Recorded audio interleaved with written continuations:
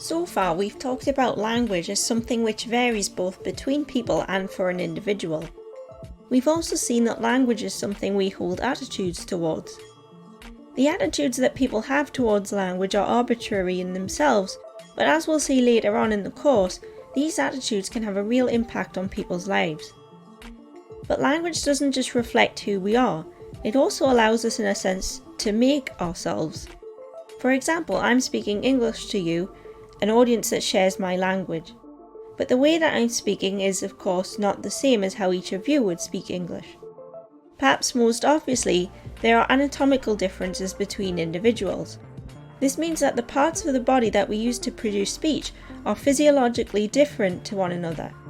In effect, we're each producing speech with our very own unique instrument, so in that sense, our language use is a product of who we are.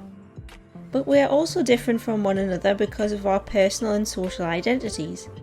On this course, we've learners from lots of different places, different ages, genders, and perhaps different social classes or educational backgrounds. We also have our own hobbies, friendship groups, beliefs, and so on. This means that each of us are members of lots of different social groups.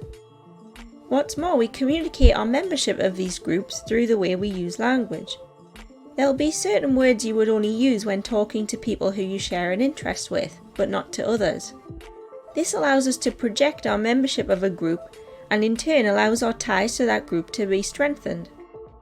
A big part of what motivates our research in sociolinguistics is exploring how people express all of these aspects of their identity through their language.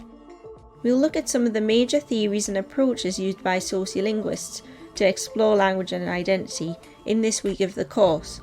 But for now, let's take the time to think about how our own language is shaped by belonging to different social groups. What social groups would you consider yourself to be a part of? And how does your language change when you're communicating with those groups? Take a moment to reflect on these questions and share your thoughts with us.